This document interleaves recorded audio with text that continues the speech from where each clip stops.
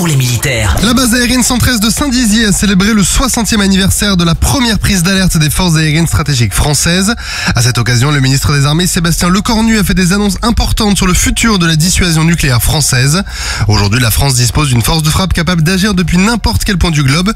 Et le ministre a annoncé le développement du missile nucléaire ASN 4G prévu pour 2035, qui sera embarqué sur un Rafale de nouvelle génération, le standard F5, qui a été lancé récemment en production. Ce Rafale interagira avec des capteurs terrestres, aériens et spatiaux et sera accompagné d'un drone furtif pour renforcer les capacités de dissuasion nucléaire pour les décennies à venir. Par ailleurs, le ministre a mentionné l'évolution de l'A330 MRTT Phoenix vers le standard 2, qui sera équipé de nouvelles capacités de connectivité et de guerre électronique. Ce développement, lancé par la Direction Générale de l'Armement en 2023, vise à transformer l'appareil en un nœud de communication à haut débit et à renforcer sa protection pour assurer le succès des missions stratégiques, notamment celles liées aux frappes nucléaires. La frégate de défense et d'intervention Amiral Renard a effectué sa première sortie en mer cette semaine. Durant cette première navigation, des tests rigoureux seront effectués pour valider les capacités techniques de la frégate. Première d'une série de 5 frégates françaises, elle a été mise à l'eau en novembre 2022 et entame désormais ses essais en mer dirigés par l'équipage sous la supervision de la Direction Générale de l'Armement. Avec un déplacement de 4500 tonnes et mesurant 122 mètres de long, la frégate est dotée de technologies avancées et d'une protection cyber intégrée. Sa conception lui permet d'évoluer en fonction des nouvelles technologies pour répondre aux menaces, qu'elles soient asymétriques ou de haute intensité, tout en pouvant projeter des forces spéciales.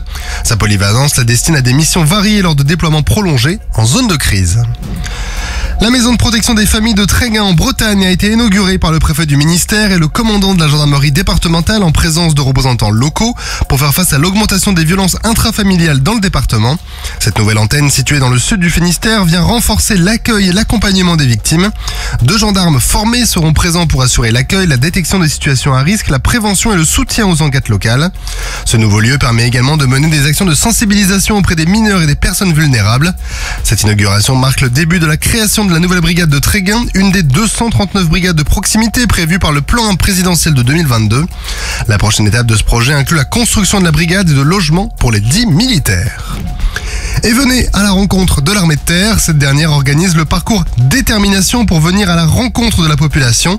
Le programme, qui s'articule autour d'une nouvelle campagne de recrutement baptisée Peux-tu le faire, propose notamment un parcours sportif permettant de tester un peu son endurance et la capacité à travailler en équipe des visiteurs curieux venus sur le stand. Jérémy, responsable de la cellule recrutement du 1er régiment de Spahi, nous en dit un peu plus. On est présent aujourd'hui à Marseille dans le cadre de la nouvelle campagne de recrutement de l'armée de terre, avec notamment le parcours Détermination, qui est un parcours sportif ludique adressé aux jeunes. C'est un parcours qui est passé à Paris et Nancy.